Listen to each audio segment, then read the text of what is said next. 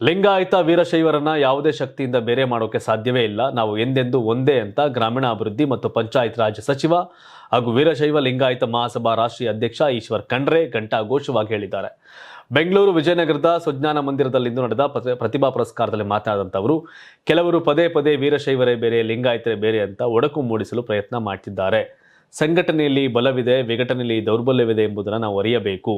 ಒಡಕು ಮೂಡಿಸುವವರ ವಿರುದ್ಧ ಎಚ್ಚರದಿಂದ ಇರಬೇಕು ಅಂತ ಹೇಳಿದರು. ಕೆಲವರು ಸ್ವಾರ್ಥಕ್ಕಾಗಿ ಧರ್ಮಗಳ ನಡುವೆ ಒಡಕು ಉಂಟು ಮಾಡುತ್ತಿದ್ದರೆ, ಮತ್ತೆ ಕೆಲವರು ಜಾತಿಗಳ ನಡುವೆ ವೈಮನಸ್ಸು ಹುಟ್ಟು ಹಾಕುವ ಕೆಲಸ ಮಾಡ್ತಿದ್ದಾರೆ. ವೀರಶೈವ ಮತ್ತು ಲಿಂಗಾಯತರು ಒಂದೇ ನಾಣ್ಯದ ಎರಡು ಮುಖ ಇದ್ದಂತೆ, ನಾವೆಂದೆಂದೂ ಒಂದೇ ಅಂತ ಹೇಳಿದರು. ವೀರಶೈವ ಮತ್ತು ಲಿಂಗಾಯತರು ಬೇರೆ ಬೇರೆ ಅಲ್ಲ, ಒಂದೇ ಅಂತ ತುಮಕೂರು ಸಿದ್ಧಗಂಗಾ ಮಠದ ಪರಮ ಪೂಜ್ಯ ನಡೆದಾಡುವ ದೇವರು ಲಿಂಗೈಕ್ಯ ಡಾಕ್ಟರ್ ಶಿವಕುಮಾರ್ ಸ್ವಾಮೀಜಿ ಅವರು ಹೇಳಿದ್ದಾರೆ. ನಮ್ಮ ಸಮಾಜ ಅದನ್ನು ಪಾಲಿಸಬೇಕು ಅಂತ ಈಶ್ವರ್ ಖಂಡ್ರೆ ಕರೆಯನ್ನು ಕೊಟ್ಟರು. ರಾಜ್ಯ ಸಾರಿಗೆ ಸಚಿವ ಬೈರತಿ ಸುರೇಶ್ ಅವರು ಸಾಮಾನ್ಯ ಪ್ರಯಾಣಿಕರಂತೆ ಮುಖಕ್ಕೆ ಮಾಸ್ಕ್ ಧರಿಸಿ ಬಿಎಂಟಿಸಿ ಬಸ್ನಲ್ಲಿ ದಿಢೀರ್ ಪರಿಶೀಲನೆ ನಡೆಸಿದ ಸಂದರ್ಭದಲ್ಲಿ ವಿಚಿತ್ರ ಅನುಭವವೊಂದು ಎದುರಾಗಿತ್ತು. ಟಿಕೆಟ್ ಖರೀದಿಸೋಕೆ ಸಚಿವರು ₹100 ನೋಟ್ ನೀಡಿದಾಗ ಚಿಲ್ಲರೆ ಇಲ್ಲದ ಕಾರಣಕ್ಕೆ ನಿರ್ವಾಹಕರು ಅವರನ್ನ ಬಸ್ನಿಂದ ಕೆಳಗಿಳಿಸಿದರು. ಸಚಿವರು ಈ ರೀತಿ ಸಾರ್ವಜನಿಕ ಸಾರಿಗೆಯ ನೈಜ ಸ್ಥಿತಿಯನ್ನು ಅರಿಯಲು ಮಾರುವೇಷದಲ್ಲಿ ತೆರಳಿದಿರುವುದನ್ನು ಮಾಜಿ ಸಚಿವ ಸುರೇಶ್ ಕುಮಾರ್ ಮುಕ್ತವಾಗಿ ಶ್ಲಾಘಿಸಿದ್ದಾರೆ. ಆದರೆ ಸದ್ಯದ ತಂತ್ರಜ್ಞಾನದ ಯುಗದಲ್ಲಿ ಇಂತಹ ಘಟನೆ ನಡೆದಿರುವುದಕ್ಕೆ ಅವರು ಅಚ್ಚರಿ ವ್ಯಕ್ತಪಡಿಸಿದ್ದಾರೆ. ಈ ವಿಶಿಷ್ಟ ಘಟನೆಯ ಸುದ್ದಿ ತಿಳಿಯುತ್ತಿದ್ದಂತೆ ಮಾಜಿ ಸಚಿವರು ಈ ಕುರಿತು ಚರ್ಚಿಸಲು ಪ್ರಸ್ತುತ ಸಾರಿಗೆ ಸಚಿವರಿಗೆ ಹಲವು ಬಾರಿ ದೂರವಾಣಿ ಕರೆ ಮಾಡಲು ಪ್ರಯತ್ನಿಸಿದರು. ಆದರೆ ಸಚಿವ ಬೈರತಿ ಸುರೇಶ್ ಅವರನ್ನು ಸಂಪರ್ಕಿಸಲು ಸಾಧ್ಯವಾಗಲಿಲ್ಲ ಅಂತ ಅವರು ಬೇಸರ ವ್ಯಕ್ತಪಡಿಸಿದ್ದಾರೆ. ಇದೇ ಸಂದರ್ಭದಲ್ಲಿ ಅವರು ಈ ಹಿಂದೆ ಸಾರಿಗೆ ಸಚಿವರಾಗಿದ್ದ ರಾಮಲಿಂಗಾರೆಡ್ಡಿ ಅವರು ಸದಾ ಕರೆಗೆ ಸಿಗುತ್ತಿದ್ದ ವಿಷಯವನ್ನು ನೆನಪಿಸಿಕೊಂಡಿದ್ದಾರೆ. ಇಂದು ಎಲ್ಲೆಡೆ ಡಿಜಿಟಲ್ ಕ್ರಾಂತಿ ನಡೆದಿರುವಾಗ ಪ್ರಯಾಣಿಕರಿಂದ ಕೇವಲ ಚಿಲ್ಲರೆ ಹಣವನ್ನೇ ನಿರೀಕ್ಷಿಸುವುದು ಈ ಕಾಲಕ್ಕೆ ಸೂಕ್ತವಲ್ಲ ಅಂತ ಸುರೇಶ್ ಕುಮಾರ್ ಹೇಳಿದ್ದಾರೆ. ಪ್ರಸ್ತುತ ದಿನಗಳಲ್ಲಿ ಸಣ್ಣ ಪುಟ್ಟ ಅಂಗಡಿಗಳಿಂದ ಹಿಡಿದು ಎಲ್ಲೆಡೆ QR ಕೋಡ್ ಮೂಲಕ ಹಣ ಪಾವತಿಸುವ ಸುಲಭ ವ್ಯವಸ್ಥೆ ಜಾರಿಯಲ್ಲಿದೆ. ಬಿಎಂಟಿಸಿ ಬಸ್ಗಳಲ್ಲಿ ನಿರ್ವಾಹಕರು ಬಳಸುವ ಅತ್ಯಾಧುನಿಕ ಟಿಕೆಟ್ ವಿತರಣಾ ಯಂತ್ರಗಳಲ್ಲೂ UPI ಪಾವತಿ ಸೌಲಭ್ಯ ಇರುತ್ತೆ ಅಂತ ಸುರೇಶ್ ಕುಮಾರ್ ಹೇಳಿದ್ದಾರೆ. ಹಾಗಿದ್ರೂ ಸ್ವತಃ ಸಚಿವರಿಗೆ ಚಿಲ್ಲರೆ ಕೊರತೆ ಕಾರಣದಿಂದ ಬಸ್ನಿಂದ ಇಳಿಯುವ ಪರಿಸ್ಥಿತಿ ಬಂದಿದ್ದು ಹೇಗೆ ಮತ್ತು ಈ ಡಿಜಿಟಲ್ ವ್ಯವಸ್ಥೆಯನ್ನು ಬಸ್ಗಳಲ್ಲಿ ಯಾಕೆ ಸಮರ್ಪಕವಾಗಿ ಬಳಸ್ತಾ ಇಲ್ಲ ಅಂತ ಸಾರಿಗೆ ಇಲಾಖೆ ಕಾರ್ಯವೈಖರಿಯನ್ನ ಪ್ರಶ್ನೆ ಮಾಡಿದ್ದಾರೆ. ಕರೆಕ್ಟ್ ಅದು. ಎಲ್ಲರೂ ₹100 ಕೊಟ್ಬಿಟ್ರೆ ಚಿಲ್ಲರೆ ಎಲ್ಲಿ ತರ್ತಾರೆ ಕಂಡಕ್ಟ್ರು ಅಲ್ವಾ? ಆ ಥರ ಸನ್ನಿವೇಶ ಬಂದಾಗ ಅವರೇ ಫೋನ್ ಪೇ ಮಾಡಿ ಏನೋ ಮಾಡ್ಬೋದಾಗಿತ್ತು. ಸಾವಿರಾರು ಕೋಟಿ ಎಲ್ಲ ಒಡ್ಕೊಂಡು ಹೋಗೋರು ಬಿಟ್ಬಿಟ್ಟು ಚಿಲ್ಲರೆ ಕಾಸು ಕೊಟ್ಟಿಲ್ಲ ಅಂತ ಕೆಳಗಿಳಿಸಿರೋಕ್ಕೆ ಬಸ್ ಕಂಡಕ್ಟರ್ನ ನೀವು ಡ್ರೈವರ್ನ ಅಮಾನತ್ ಮಾಡುವಂಥದ್ದು ಯಾವ ಸೀಮೆ ನ್ಯಾಯ ಹಂಗಾರೆ? ನೀವೇ ಚಿಲ್ಲರೆ ಕೊಟ್ಟು ಕಳಿಸಿ ಹಂಗಾರೆ. ಮಂತ್ರಿಗಳು ಚಿಲ್ಲರೆನ ಕಂಡಕ್ಟರ್ಗೆ ಇಷ್ಟು ಕೊಟ್ಟು ಕಳಿಸಿ, ಅವ್ರು ಕೊಡ್ತಾರೆ ಜನಕ್ಕೆ ಚಿಲ್ಲರೆನ ನೀವೇ ಕಂಡಕ್ಟರ್ ಕೊಡಿ ಡಿಪೋಗಳಲ್ಲಿ. ಎಲ್ಲಿಂದ ತರ್ತಾರೆ ಅವರು? ಬಸ್ ಒಂದ್ಸರಿ ಇಲ್ಲಿ ಹೆಬ್ಬಾಳ ಹತ್ತಿದ್ರೆ ಅದು K2 ಬಸ್ ಆಗಿದ್ರೆ ಬಾಪೂಜಿ ನಗರಕ್ಕೆ ಹೋಗುತ್ತೆ. ಅವನ ಅಂಗಡಿ ಚಿಲ್ಲರೆ ಇಸ್ಕೊಂಡು ನಿಂತಿರ್ತಾರೆ, ಇಲ್ಲ ಚಿಲ್ಲರೆಗಾಗಿ ಮತ್ತೆ ಗಲಾಟೆ ಆಗುತ್ತೆ. ನಿಜವಾಗಿಯೂ ಸಮಸ್ಯೆ ಅರಿಯುವುದೇ ಆಗಿದ್ರೆ ನೀವು ನಿಮ್ಮಲ್ಲಿ ಫೋನ್ ಪೇ ಆಪ್ಷನ್ ಇದೆ, ಓಕೆ ಇಲ್ವಾ ಆ ಥರ ಅಂದರೆ ಫೋನ್ ಪೇ ಇದೆ ತಗೊಳ್ಳಿ ಹೇಳ್ಬೋದಾಗಿತ್ತು.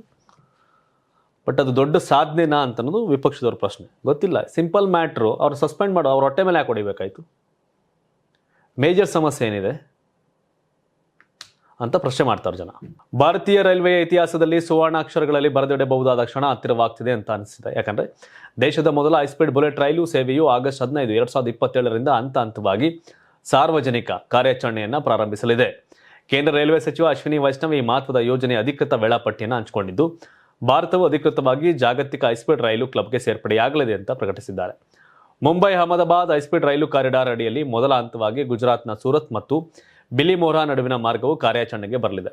ಸುಮಾರು 508 ಕಿಲೋಮೀಟರ್ ಉದ್ದದ ಈ ಇಡೀ ಕಾರಿಡಾರ್ ಅನ್ನು ಒಂದೇ ಬಾರಿಗೆ ತೆರೆಯುವ ಬದಲು ಸುರಕ್ಷತೆಯ ದೃಷ್ಟಿಯಿಂದ ಹಂತವಾಗಿ ಲೋಕಾರ್ಪಣೆ ಮಾಡಲಾಗುತ್ತೆ. ಸೂರತ್ ಬಲಿಮೋರಾ ಮಾರ್ಗದ ಯಶಸ್ಸಿನ ನಂತರ ವಾಪಿ ಸೂರತ್, ವಾಪಿ ಅಹಮದಾಬಾದ್ ಥಾಣೆ ಮತ್ತು ಅಂತಿಮವಾಗಿ ಅಹಮದಾಬಾದ್ ಮುಂಬೈ ಮಾರ್ಗಗಳನ್ನು ಸಾರ್ವಜನಿಕ ಸಂಚಾರಕ್ಕೆ ಮುಕ್ತಗೊಳಿಸಲಾಗುತ್ತೆ ಅಂತ ಈಗಾಗಲೇ ಇಡೀ ಬುಲೆಟ್ ರೈಲು ಯೋಜನೆಯ ಸುಮಾರು 80% ನಿರ್ಮಾಣ ಕಾರ್ಯಗಳು ಯಶಸ್ವಿಯಾಗಿ ಪೂರ್ಣಗೊಂಡಿವೆ ಅಂತ ಹೇಳಿದ್ದಾರೆ. ನಿಗದಿಪಡಿಸಿದ ಗುರಿಯನ್ನು ತಲುಪಲು ಹಗಲಿರುಳು ಕೆಲಸಗಳನ್ನು ಸಾಗ್ತಾ ಇದೆ. ಈ ಯೋಜನೆ ಪೂರ್ಣಗೊಂಡರೆ ಭಾರತದ 2 ಪ್ರಮುಖ ಆರ್ಥಿಕ ನಗರಗಳಾದ ಮುಂಬೈ ಮತ್ತು ಅಹಮದಾಬಾದ್ ನಡುವಿನ ಪ್ರಯಾಣದ ಸಮಯ ಗಣನೀಯವಾಗಿ ಕಡಿಮೆ ಆಗಲಿದ್ದು, ಪ್ರಾದೇಶಿಕ ಆರ್ಥಿಕತೆಗೆ ಭಾರಿ ಉತ್ತೇಜನ ಸಿಗುತ್ತೆ ಅಂತ ಸಚಿವರು ತಿಳಿಸಿದ್ದಾರೆ. ಬುಲೆಟ್ ಟ್ರೈನ್ ಎಲ್ಲಿ ಅನ್ನೋರು, ಬಟ್ ಬುಲೆಟ್ ಟ್ರೈನ್ ಬರ್ತಾ ಇದೆ, ಗುಡ್. ನಂತಕ್ಕೆ ಅದು ಶುರುವಾಗಬೇಕು, ಒಂದಷ್ಟು ವರ್ಷ ನಡೀಬೇಕು.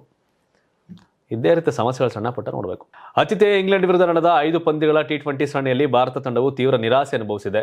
ಸರಣಿಯಾದ್ಯಂತ ಕಳಪೆ ಪ್ರದರ್ಶನ ನೀಡಿದ ಟೀಂ ಇಂಡಿಯಾ 0-4 ಅಂತರದಲ್ಲಿ ಸರಣಿ ಸೋತು ಮುಖಭಂಗಕ್ಕೆ ಒಳಗಾಗಿದೆ. ಆದರೆ ಈ ಸರಣಿ ಸೋಲಿನ ನಡುವೆಯೂ ಭಾರತ ತಂಡದ ನಾಯಕ ಶ್ರೇಯಸ್ ಅಯ್ಯರ್ ಅವರು ಮಾಜಿ ನಾಯಕ MS ಧೋನಿ ಅವರ ಹೆಸರಲ್ಲಿದ್ದ ಅಪರೂಪದ ದಾಖಲೆಯೊಂದನ್ನು ಸರಿಕಟ್ಟಿದ್ದಾರೆ.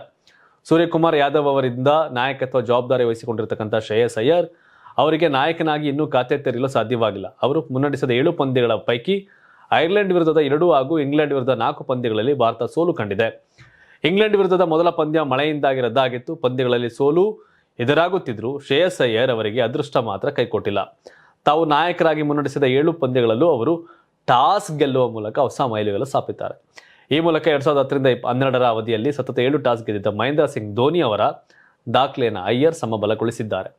ನಾಯಕ ಅದೃಷ್ಟದ ಆಟವನ್ನು ಟಾಸ್ ಅನ್ನು ಸತತವಾಗಿ ಗೆಲ್ಲುತ್ತಿದ್ರು ಅದನ್ನು ಪಂದ್ಯದ ಗೆಲುವಾಗಿ ಪರಿವರ್ತಿಸೋಕೆ ಭಾರತ ತಂಡ ವಿಫಲವಾಗ್ತಿರೋದು ಕ್ರಿಕೆಟ್ ಪ್ರೇಮಿಗಳಲ್ಲಿ ಆಕ್ರೋಶಕ್ಕೆ ಕಾರಣ ಆಗಿದೆ. ಗೆದ್ದುದು ಟಾಸ್ ಮ್ಯಾಚ್ ಅಲ್ಲ, ಟಾಸ್ ಸೋತರೂ ಮ್ಯಾಚ್ ಗೆದ್ದುದು ಇತಿಹಾಸ ಬಹಳ ಇದೆ.